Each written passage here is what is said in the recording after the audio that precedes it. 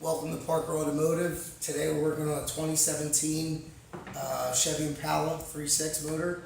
The customer's complaint is he had no AC. He went away on the trip, came back about 5 days later, and then he went to go use the vehicle, no freon. On these vehicles, the first thing that I check when I bring it in is I make sure that this actually has coolant in there. Sometimes you just tap it a little bit just to see or freon. There was no freon in the system. To access the Where's the other one? Because they were actually hidden ports. right. So. This is the low pressure side, which will be underneath of the air box. This is the high pressure side. I'm already done with the diagnosing, but I thought it was would be a good video. The air box actually just plugs right back in, pops right back into the little ports, air filter. Now what I do, and you should do anyway, is when I disconnect the mass airflow so we don't get I scan the vehicle prior to doing any work, but just so we don't pull up any other check engine lights for mass airflow, because when you are doing the test with the machine or just with gauges, if you're going to add Freon or R134 and UV dye, you're going to have to run the vehicle. In order to run the vehicle, if you pull this off, it's going to run a little bit weird, so I usually just leave it so I can pull it off and then put it back together. Anyway, I'm just going to put this on here real quick so we can put the car up in the air. On this right here, I didn't know, this is a 2017. It's not under the manufacturer's warranty. The vehicle was actually bought from a rental car place. I don't know what the name of it is, but because the vehicle was done with that, I usually check. This is on the grill because these are plastic, and you've got your condensers right here. Sometimes you get road debris, and it could cause damage to the condenser itself. That wasn't the problem. Just give me 1 minute, I'm gonna put this car up in the air. Whoa. I have an old school lift that still works on air, hydraulics, so it takes a little bit. You have one old school list because you do have a regular right in the back.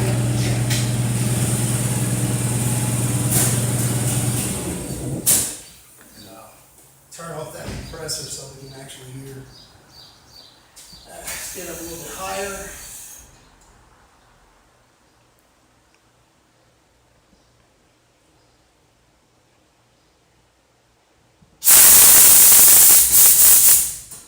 Now normally what I do when I do these AC checks is first we vacuum the system down. Give it, takes about 10 minutes to vacuum it down. You can make it longer, whatever, and then do a vacuum test on it. It actually failed. I found I have like a sniffer tool that actually smells, or wherever there's R134A leaking out, it'll actually be able to test it. So it tests the air and it checks how many parts are there, so we see that it's leaking. Originally I checked in here because I thought, because I seen the gouges on here, that maybe something had hit it, but that wasn't the case. I gotta get my UV light. I think it's over here. Hold on a second.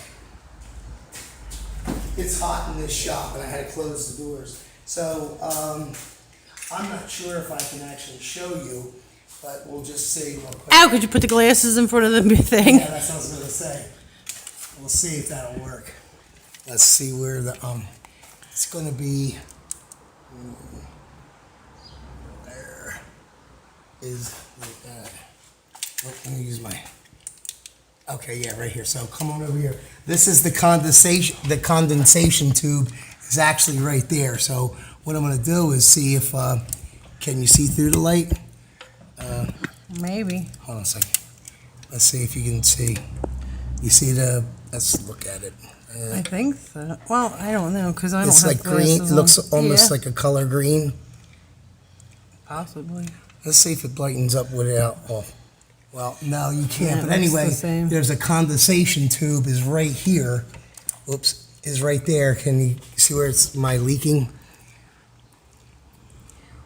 No? Ah, man, that sucks. But anyway, that's actually liquid, so let's see if it glows. What on here. dripped? Water? Yeah, it's just condensation.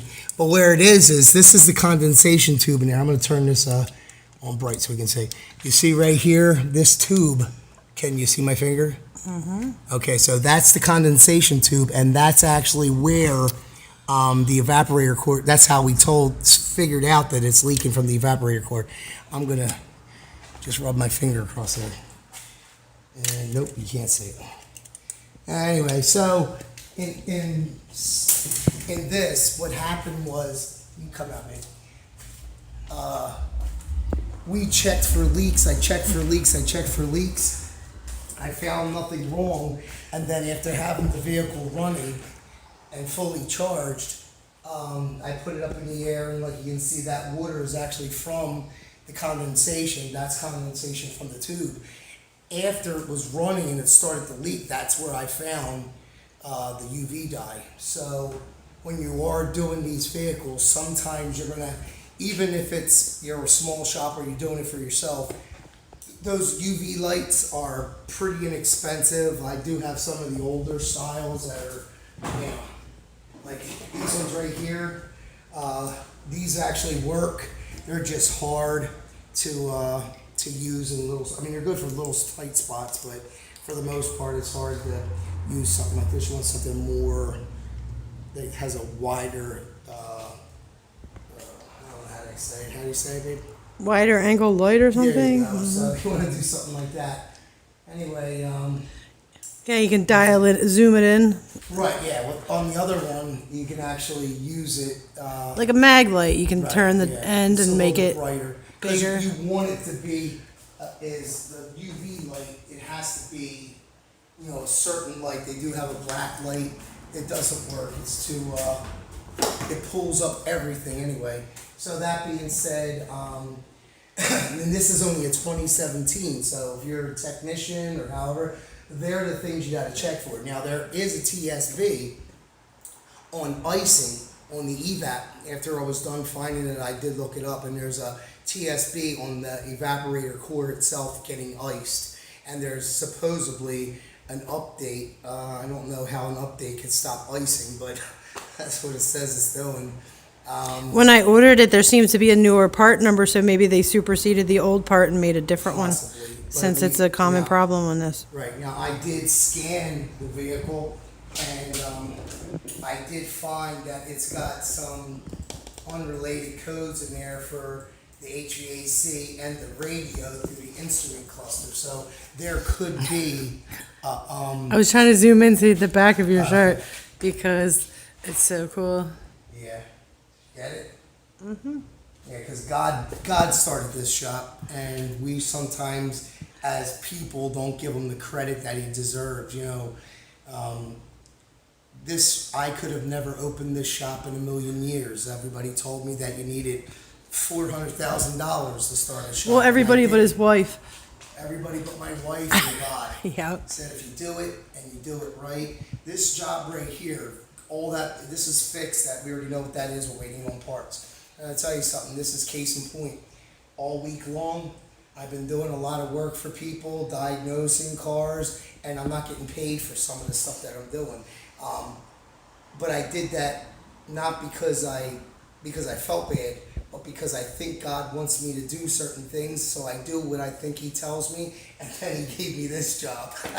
And this job is horrible because I'll take some photos of it when I'm done, but you gotta take the whole dash out and then take out the air box, disconnect the heater core and the expansion or the evaporator core, take all that out and put it all back together. It is kind of a tedious job, but I'm thankful. It's a 13-hour job. 13-hour job. I'm thankful because the car is only 3 years old, so everything I take apart is not breaking apart. Normally, when I get it off, dash off, it's usually 10 plus years old and everything breaks. So that being said, I want to thank God, and I want to thank you for watching.